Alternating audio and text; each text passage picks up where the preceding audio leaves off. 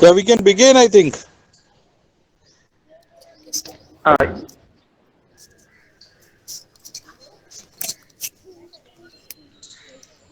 Vinita, you can adjust your camera, then we can begin. Yes, sir.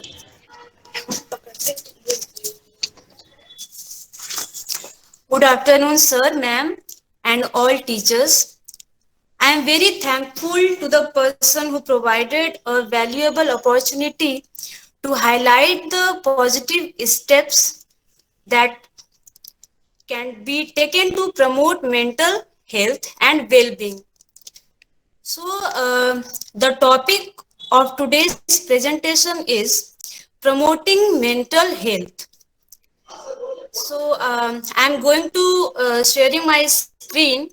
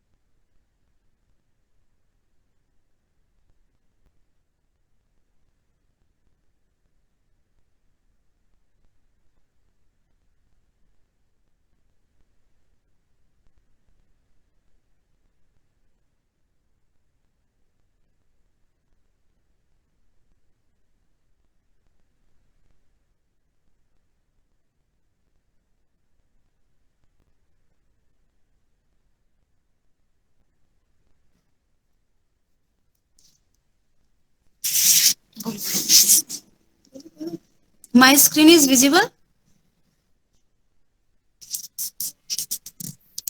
Yes, ma'am. Am I audible, ma'am? Yes, ma'am. yes, yes, ma'am. Okay. The topic of this presentation is promoting mental health. This training is important in building understanding of the fact that mental health issues affect people from all walks of life, men and women of all ethnicities, and from all socio-economic backgrounds. It is said that health is wealth. Exactly. This gives large meaning to our life as health is considered the most valuable and precious for every individual. If any individual is not healthy, wealth, fame, and power cannot bring enjoyment. So it is one of God's most precious gift to human beings. Good health refers to a balanced and healthy physical and mental state of an individual. So, health has more value than materialistic things.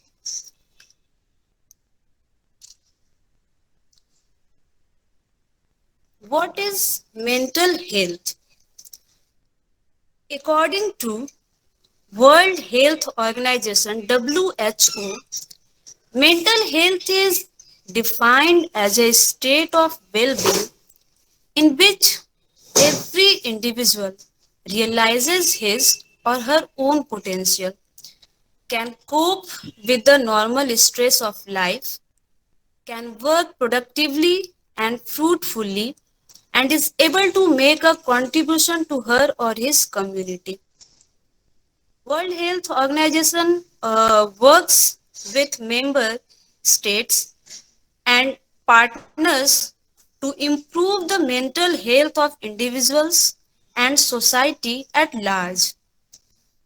This includes the promotion of mental well-being, the prevention of mental disorders, and efforts to increase access to quality mental health care that respects people's human rights. Mental health includes our emotional, psychological, and social well being. It affects how we think, feel, and act. It also helps determine how we handle stress, relate to others, and make healthy choices. Mental healthy is important at every stage of life from childhood and adolescence through adulthood. My next topic is what is promotion of mental health? So, mental health promotion attempts to encourage and increase protective factors and healthy behaviors that can help prevent the onset of a diagnosable mental disorder and reduce risk factors that can lead to the development of a mental disorder. So, what is promotion of mental health? Mental health promotion attempts to encourage and increase protective factors and healthy behaviors that can help prevent the onset of a diagnosable mental disorder and reduce risk factors that can lead to the development of a mental disorder. So, here are four types of mental health: mood disorder, anxiety disorder, personality disorder, and impulse control and addiction disorder. So, first is mood disorder. Mood disorder is also known as mood affective disorders. It is a group of condition of mental and behavioral disorder where a disturbance in the uh, in the person's mood, and there are many types of mood disorder: depression, bipolar, and mania. Depression is most people feel sad or depressed at times. It is a normal reaction to loss or life's challenges. But when intense sadness, including feeling helpless, hopeless, and worthless, lasts for many days to weeks and keeps you from living your life, it may be something more than sadness. That means you are highly depressed. Second is bipolar. It is a mental disorder that causes unusual shifts in mood, energy, activity, levels, concentration, and the ability to carry out day to day tasks. Third is mania. It is a condition in which you have a normally elevated extreme changes in your mood or emotions, energy level and activity level. This highly analyzed level of physical and mental activity and behavior must be a change from your usual self and be noticeable by others. Symptoms of mood disorder: depressed mood most of the time, lack of energy or restlessness, loss of pleasure in normal fun activities, feeling of hopelessness or worthlessness, disturbance in eating and sleeping, and last is suicidal thoughts. Second type of mental disorder is anxiety disorder. There are four types of anxiety disorder. First is generalized anxiety disorder. So, a person with generalized anxiety disorder, in which panic attacks and sudden feelings of terror, sometimes striking repeatedly and without warning. Third is social anxiety disorder. More than shyness, this disorder causes intense fear about social interaction, often driven by irrational worries about humiliation. Someone with social anxiety disorder may not take part in debate, class discussions, or offer their ideas and may become isolated. Fourth type is separation anxiety disorder. It's natural for your young child to feel anxious when you say goodbye. In early childhood, crying and cleanliness are healthy reaction to separation and a normal stage of development. Some children experience um, separation anxiety that does not go away. If separation anxiety is excessive enough to interfere with normal activities like school and friendships and lasts for months rather than days, it may be sign of a larger problem. Third is third type, personality disorder.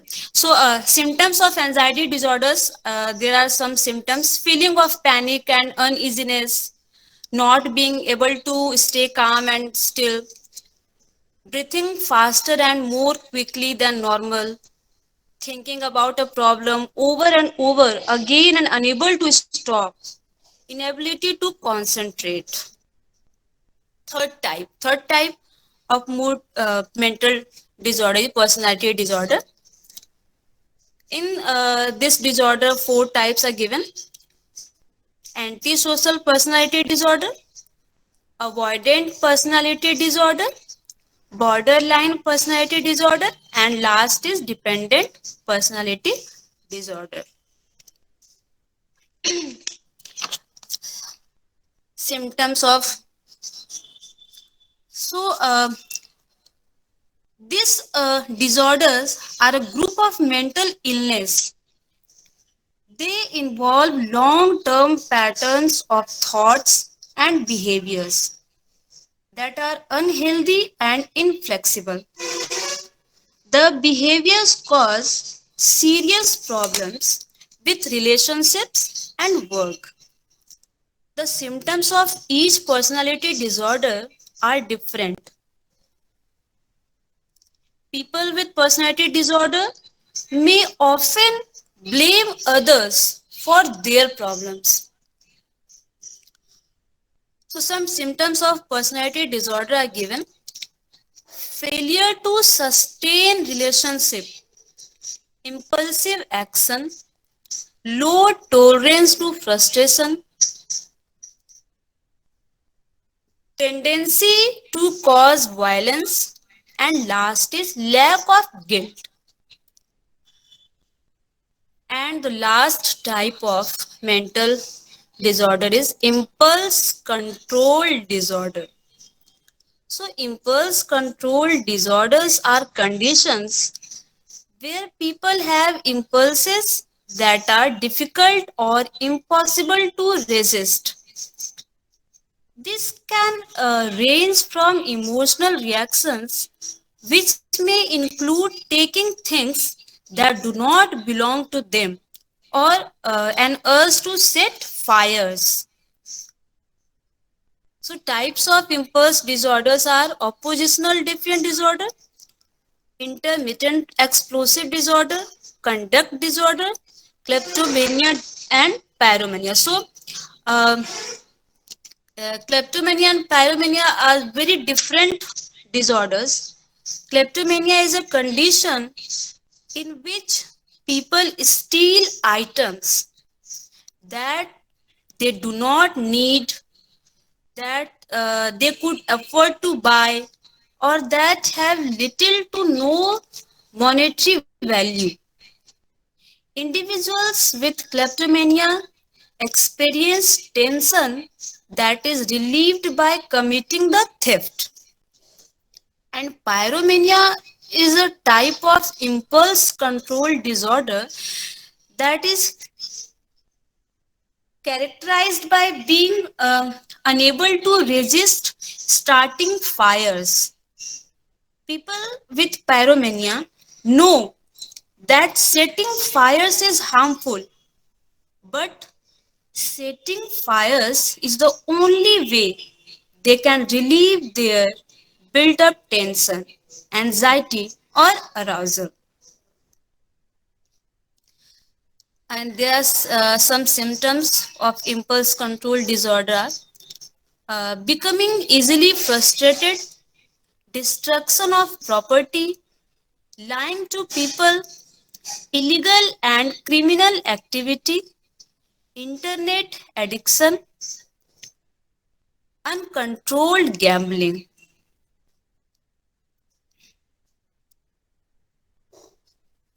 Now, some facts and figures are given. Around 20 out of 100 of the world's children and adolescents have mental disorders or problems. Most low and middle income countries have only one doctor for every 1 to 4 million people. In Pakistan, there is only one doctor for 250,000 mental patients. Mental disorders increase the risk of getting ill from other diseases.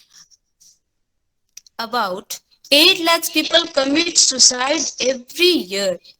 So these are some facts and figures you can see. Now my next slide is importance of mental health. Mental health is important because it can affect your physical health. Mental disorders can raise your risk for physical health problems. It includes our emotional, psychological, and social well being. It affects how we think, feel, and act.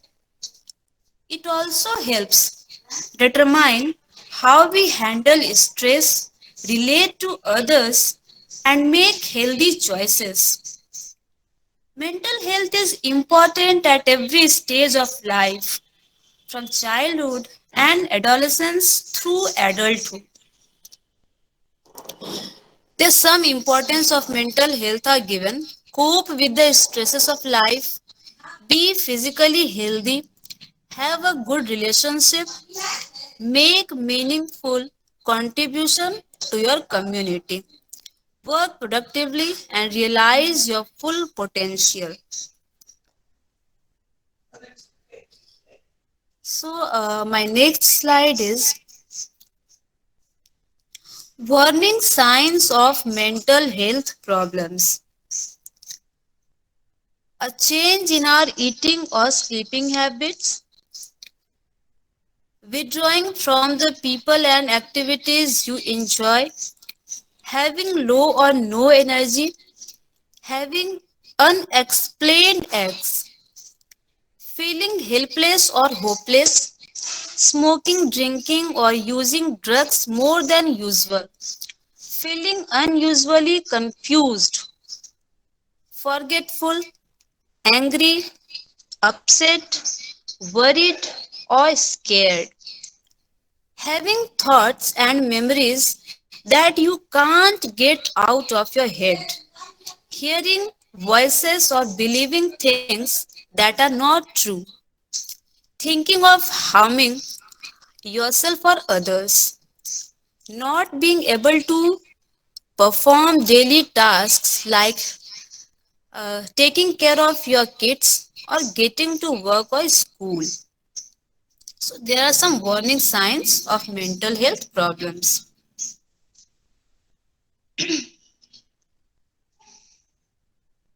Next is factors that affect mental health. First is self esteem. This is the value we place on ourselves, our positive self image, and sense of self worth.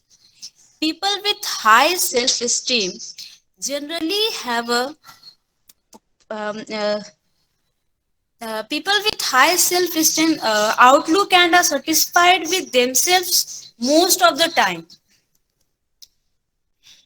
Second is feeling loved.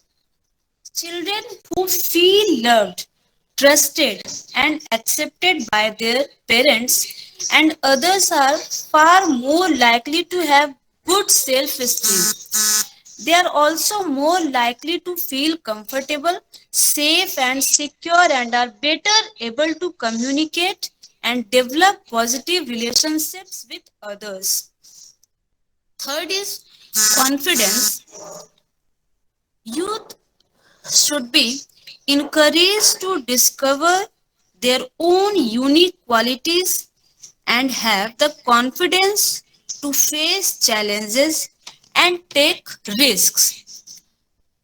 Young people who are brought up to have confidence in themselves are more likely to have a positive attitude and to lead happy and productive lives.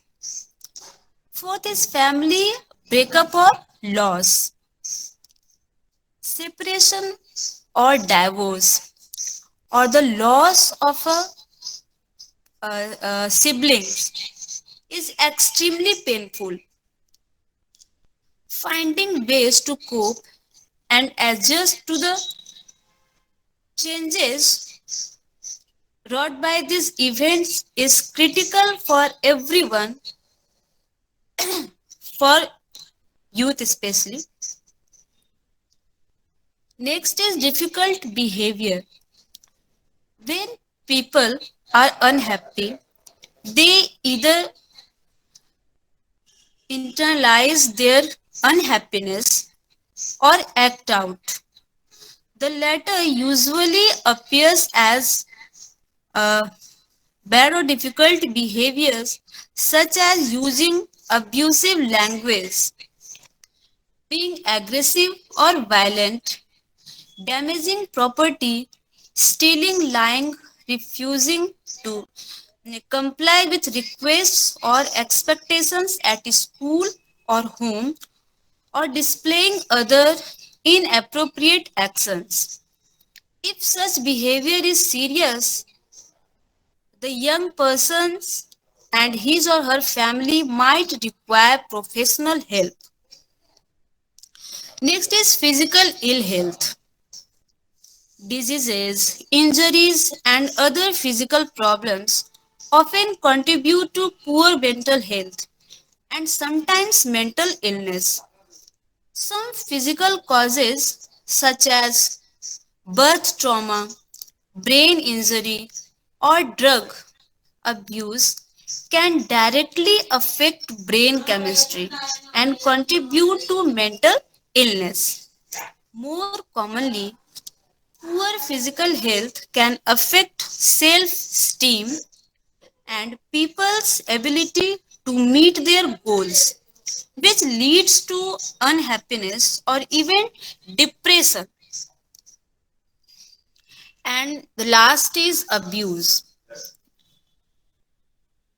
The mental health of abused children is at great risk. Abused children are more likely to experience mental disorders or mental illness during childhood and into adulthood. Abuse may be physical, sexual, psychological, or verbal. It may not always be evident or easily recognized. Children need to be protected from abuse and helped to overcome its negative effects. Abuse can cause feeling of low self-esteem, lack of self-confidence, depression, isolation that impair a child's chance to lead a happy life. My next slide is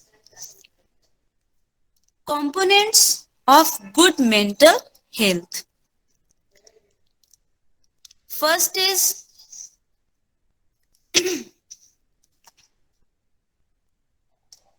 in-person therapy. Few of us are completely equipped with the tools needed for mental health in daily living. We often need an objective sounding board to bounce life experiences off in order to see patterns and emotions that need further evaluation. The need for in-person therapy in 2021 is higher now than ever before.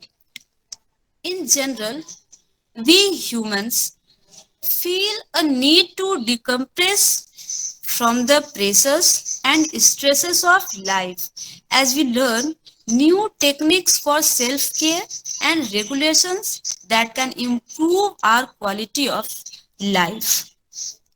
Second is community. Treating mental illness in 2021 may look different from years past, but that is no excuse to isolate yourself and wallow in your own unique set of issues. Building a solid community of support, love, and friendships around you will be an essential part of your wellness journey. Surround yourself with like minded people, those who wish to become healthier and happier and be uplifted by conversations, in person meetings, virtual care services, and exchanges with your circle of support. In doing so, you will realize that this journey is not a solo trip and that you have people around you to improve the quality of your life. Third is physical health. The body and the brain are intimately interconnected, and the health of one affects the health of the others.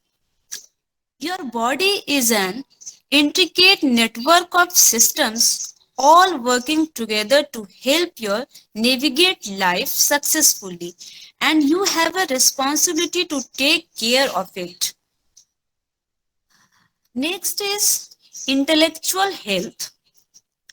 Exercising your mind and uh, exercising your mind to being a lifelong learner is a valuable part of your mental health. So intellectual health requires balanced learning new skills and acquiring new knowledge will open up doors of opportunity that can improve your life significantly. Next is environmental health.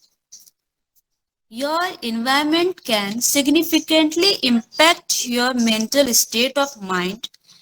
Those who are subjected to daily stress um, and living conditions that are less than ideal can negatively impact your environmental health and cause mental illness. So, doing what you can to remove those aspects of your life that are stressing you out, relationships, living conditions, social situations, physical health issues will help to reduce the stress response in your brain that can contribute to poor cognitive functions. Next is boundaries. It is impossible to fulfill all of life's obligations and take care of yourself as well. Setting boundaries and learning to say no to those things that are not essential will allow you to carve out some time for safeguarding your mental health. You may initially feel guilty if you have not said no to friends and family before. But the more you stand up for yourself and take back your time, the easier it will be to practice the daily habits that preserve your mental wellness.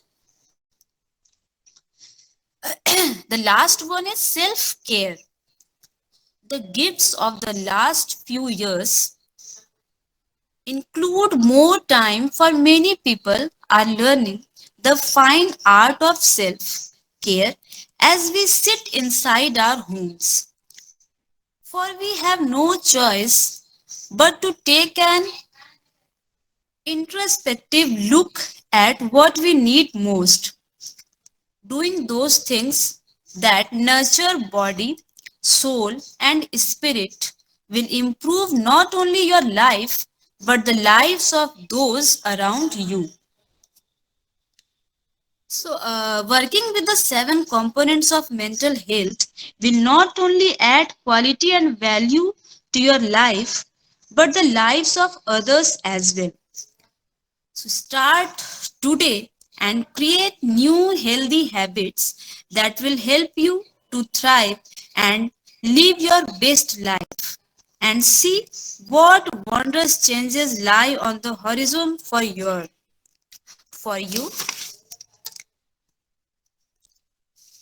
My next slide is characteristics of a mental healthy person. First is he feels comfortable about himself. He feels reasonably secure and adequate. He neither underestimates his own ability.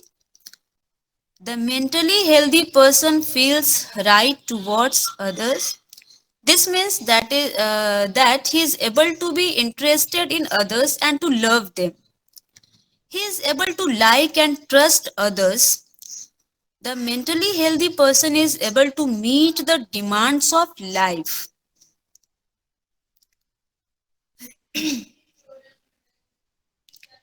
Supporting a friend with mental health problems.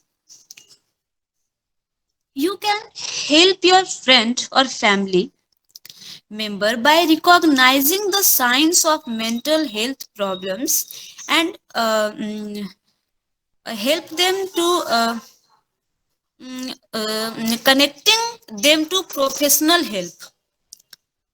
Talking to friends and family about mental health problems can be an opportunity to provide information, support, and guidance. Here are some points by which you can support to your friends and family members. Finding out if the person is getting the care that he or she needs and wants. If not, connect him or her to help. Expressing your concern and support. Reminding your friend or family members that help is available and that mental health problems can be treated. Reassuring your friend or family members that you care about him or her. Offering to help your friends or family members with everyday tasks. Treating people with mental health problems with respect and empathy, compassion and empathy.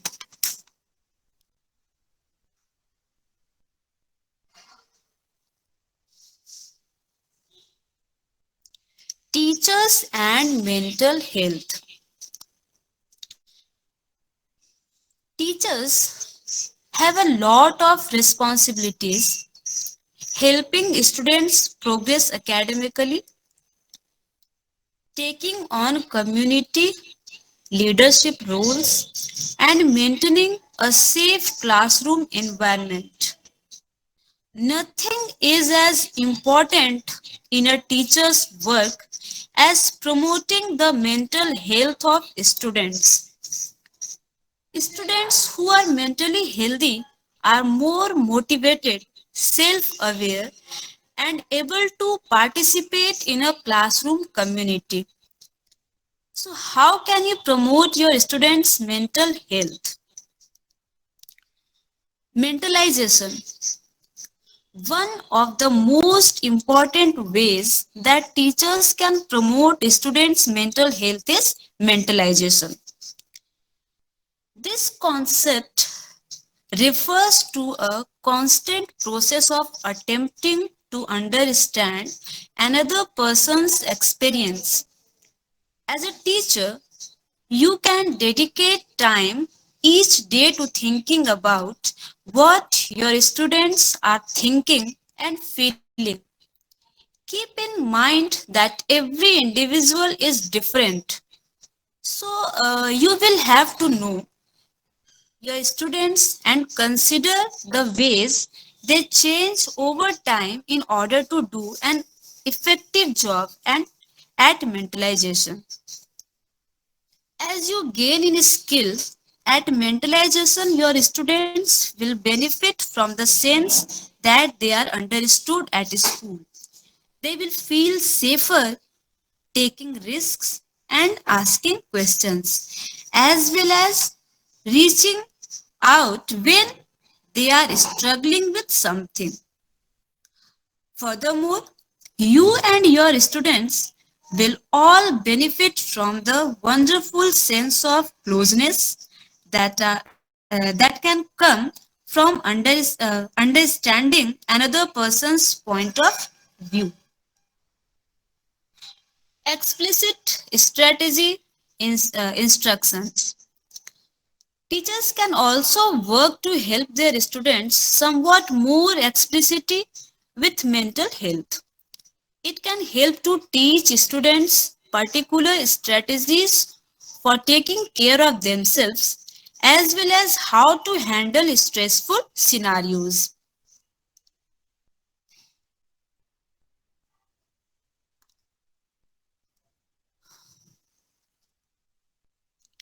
How can a teacher support students' mental health? As adults, uh, in this slide, you can learn how can a teacher support students' mental health during COVID-19. As adults, we all have diverse needs and different ways of coping with stressful situations. For children, it is the same. Some children will have dealt well with restrictions and school closures caused by the COVID-19 pandemic. For others, it is challenging to cope with all the changes and uncertainty. Some children will return to school having experienced some level of stress, anxiety, isolation, and grief. Some may have experienced increased violence at home. Different skilled teachers have been using to ensure their students' learning and emotional well-being while schools were closed. So here the following suggestions might be helpful when schools reopen. Listen to children's concerns. First is listen to children's concerns. COVID-19 and school closures impacted many children and adolescents' mental health and well-being. As teacher, it is essential to listen to students' concerns and demonstrate understanding as well as empathy. Offer your students the opportunity to have a one-to-one talk with you to reconnect and discuss any concerns that might have arisen when their school was closed. Second is check how children are doing. Before teaching new academic content to students, teachers, and school should take time to check how children are doing. Remember that children may have difficulty concentrating at first or may need more time to get back into the routine of learning. So provide opportunities for children to take breaks, move around, and reconnect with their friends and peers. Third is provide children with accurate information around COVID-19. As children return to school, they may have different thoughts and questions about COVID-19. Children want and need factual information. Use child-friendly and age-appropriate resources available in your country that is based on scientific evidence to respond to children's questions about COVID-19 accurately. Fourth is seek suggestions from children on how to create a welcoming, safe, and comfortable classroom. Engage children in making the classroom a welcoming, safe, and comfortable space. When doing so, make sure to respect school safety procedures and use available material resources. Children can provide suggestions, help decorate the walls of the classroom with colorful and welcoming messages, and work in small groups so they can support each other to catch up on learning. Let them know that being supportive of each other will help them get through this together. Remember to praise children for their contributions and efforts.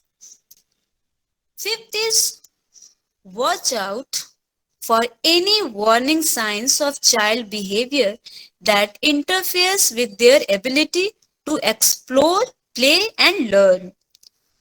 Be attentive to changes in children's behavior. If you notice significant changes in a student's behavior and this persists over time, preventing them from functioning or playing, please follow school protocol and guidance. Teachers can provide lots of support if they feel a child is struggling. Sixth is encourage play and sports to promote interaction between students.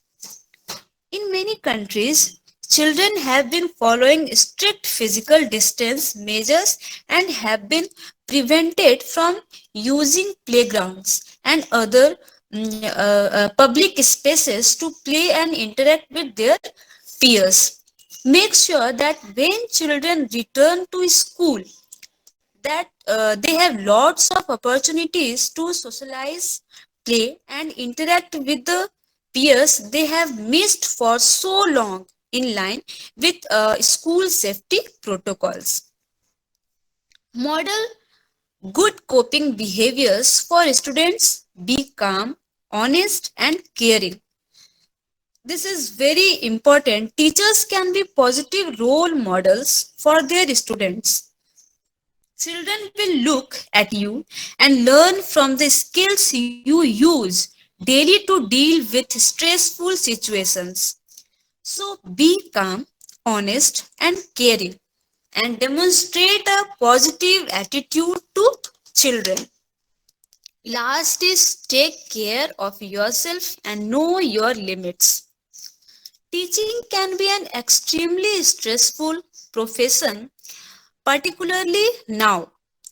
Make sure to protect your own physical and mental health.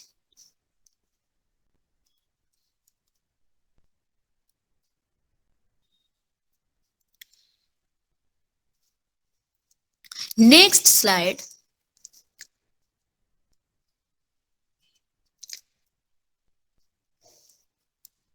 Health promotion. There are five stages of health promotion.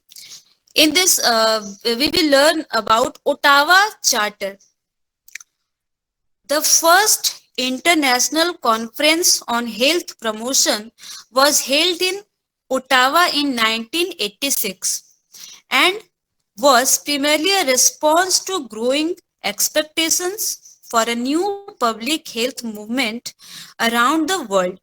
It launched a series of actions among international organizations, national governments, and local communities to achieve the goal of health for all by the years 2000. The basic strategies for health promotion identified in the Ottawa Charter were advocate to boost the factors which encourage health, enable allowing all people to achieve health equity and mediate through collaboration across all sectors. So there are five strategies of the Ottawa Charter. Five strategies are: first is reorient health services. This works to improve the health of the entire population and to provide the opportunity for everyone to have access to health resources, whether sick or well. You can see five strategies in this slide. Second is create a supportive environment. Surroundings that support health make it easier to achieve optimal wellness. Fostering an environment that physically and socially assists in health success in the goal. Eliminating harmful practices is also part of creating a supportive space. Third is development personal skills. People have to understand pertinent health information in order to take the necessary steps to improve their own health. By knowing what could cause illness, individuals can be proactive in monitoring and supporting their wellness. Fourth is strengthen community action. People living in the same area or those with the same health concerns can bond together to advocate for policy changes and development of new programs. Fifth is building healthy public policy. So activities funded or conducted by the government can increase awareness, provide resources and education to help people take control of their personal health. So there are five strategies of Ottawa Charter. Next slide is in which three pillars of health promotion are given. So first is good governance. Strengthening governance and policies to make healthy choices accessible and affordable to all and to create sustainable systems that make whole of society collaboration real. Second is healthy cities. So creating greener cities that enable people to live, work, and play in harmony and good health. Third is health literacy, increasing knowledge and social skills to help people to make the healthiest choices and decisions for their families and themselves.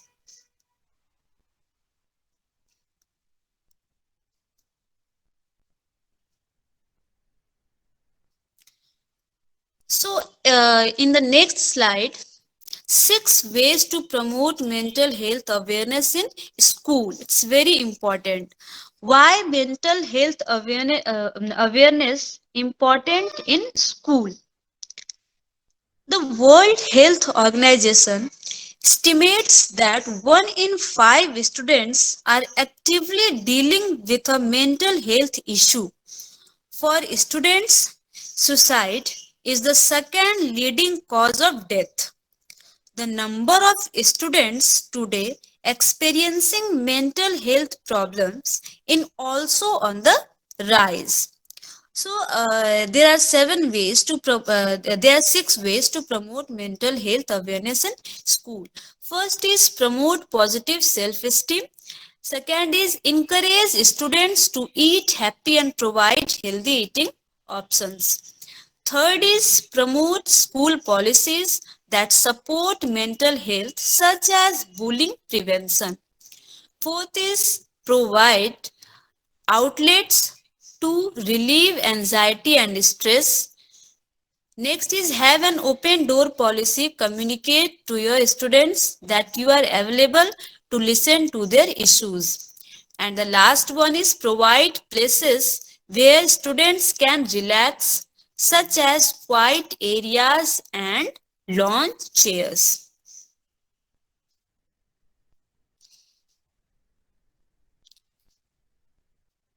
Now, at last, one video. I'm going to start the video. In this video,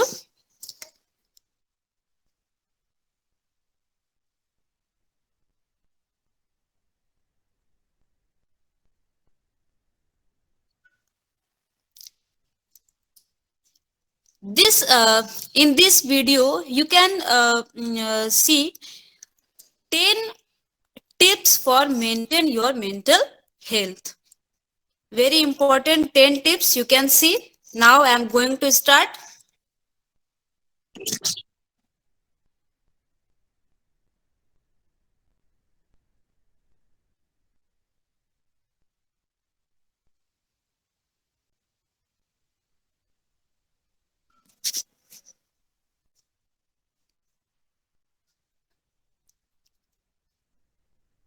Video is audible?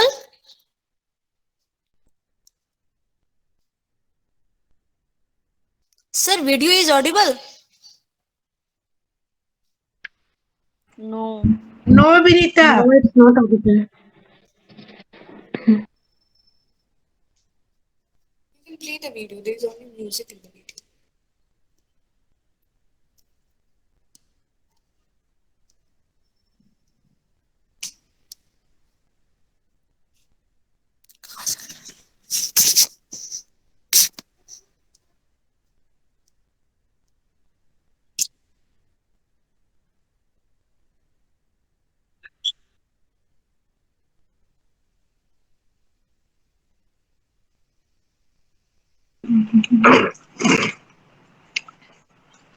Still not audible, Binita.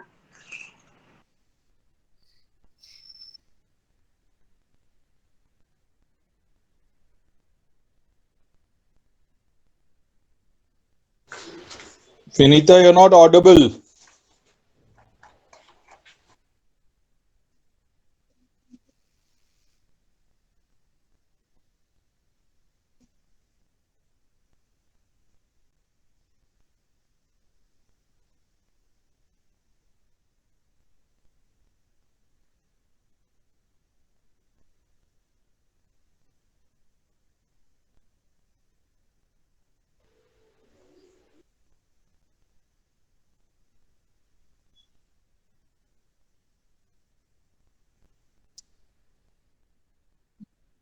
background music.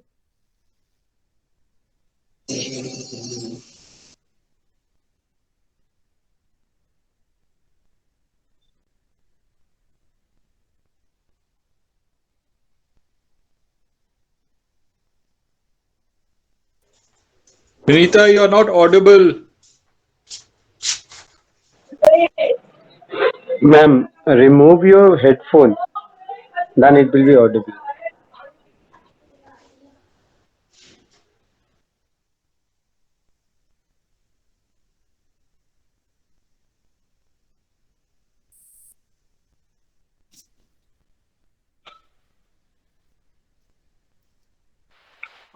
Vinita ma'am? Yes, sir. So there is only background music. So,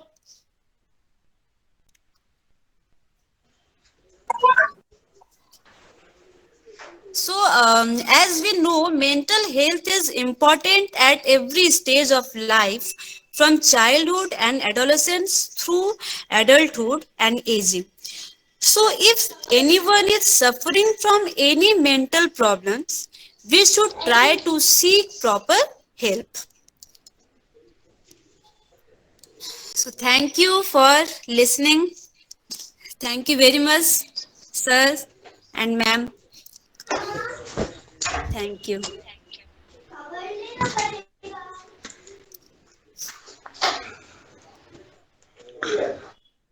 Thank you, Binita. Good content, lot of content. Thank And you, sir. but I was thinking, yeah, but I was expecting more involvement of teachers and more of, you know, maybe some games could have been there. But good content, the resource material as content is definitely there, which is useful as to people can read through. But Thank you, sir. we could have done something more, right? So good work done as a research, good research work done, good content collection. Thank Okay. you, sir. Thank you, sir. Good work, Vinita. Very good work. Thank you, sir. But it can be more modified. It can be used for different as a tools also in a different way. Yes, sir. Yes, sir.